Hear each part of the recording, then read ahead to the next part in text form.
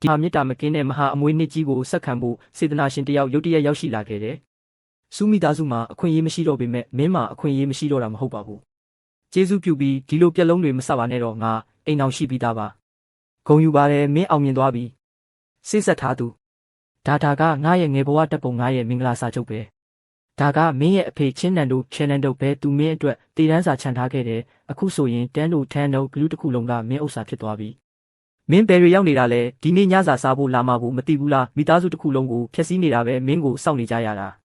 ချင်းမို့ရှင်မောပစ္စည်းလွှဲပြောင်းဖို့အတွက်အခု24နာရီပဲလိုတော့တယ်မင်းမြန်ကွာရှင်းနိုင်လိမ့်မယ်လို့မျှော်လင့်ပါတယ်ငါဘက်ကလည်းငါမိသားစုကမင်းကိုအငတ်ထားတယ်လို့မပြောနဲ့အောင်ရောက်ဖတနေ့လုံးပင်ပန်းထားတာနည်းနည်းပပစားလိုက်ပါဦးကျေးဇူးပါမမချင်း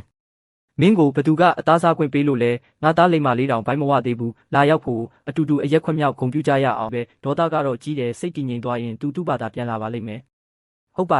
တယ်ပြန်လာမှာပါစာချုပ်ကမင်းတို့စီမှာရောက်ပြီဆိုတော့ငါအကြာကြီးမနေတော့ပါဘူးငါတို့အခန်းယူဖို့ဇနီးနဲ့ရန်ဖြစ်ပြီးတဲ့နောက်ဂရုရဲ့အမျိုးသမီး CEO ကငါ့ကိုညတခေါင်ကြီးဟိုတယ်ကိုမောင်းခေါ်သွားခဲ့တယ်ကားပေါ်ကဆင်းပါဆောင်နေတာလဲမကူတာငါတို့အတွက်တင့်တော်ရဲ့လားကြီးကူးမလှုပ်ဆမ်းပါနဲ့ဥက္ကဋ္ဌကြီးကိုကြိုးဆိုပါတယ်ဒါကချောင်း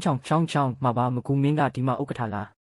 ငါလားမင်းကဒီမှာဥက္ကဋ္ဌလေးအင်ပါယာဟိုတယ်ကတန်းတိုဂရုရဲ့လက်အောက်ခံကုမ္ပဏီပဲမင်းကအခုတန်းတိုဂရုရဲ့တရားဝင်အမွေဆက်ခံသူဖြစ်နေပြီးဒီဟိုတယ်ကတဘာဝအတိုင်းမင်းဥစ္စာပဲရောက်ဖငါကိုဘာလို့ဒီကိုခေါ်လာတာလဲအား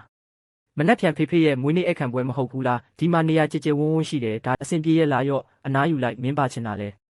ချင်းမို့မင်းငါကိုဘလို့များတွန်းရဲတာလဲမင်းဒီမှာဘာလုပ်နေတာလဲရောက်ဖဟိုဘက်သွားလိုက်သူကလူကောင်းမဟုတ်ဘူးငါကိုလှုပ်